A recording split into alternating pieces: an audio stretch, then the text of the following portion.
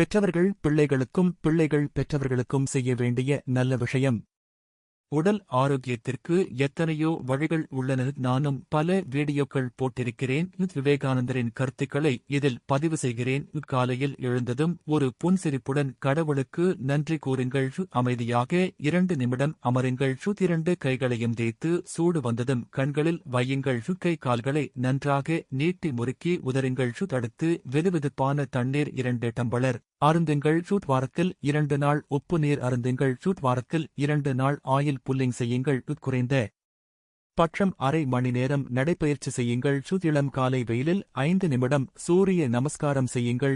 காலை உணவை முழுமையாக சாப்பிடுங்கள். அது தேவை இல்லாமல் நொறுக்கு தீனி சாப்பிடும் பழக்கத்தை தவிர்க்கும். தினமும் அரை மணி நேரம் தியானம் முத்திரை பிராணாயாமம் செய்யுங்கள்.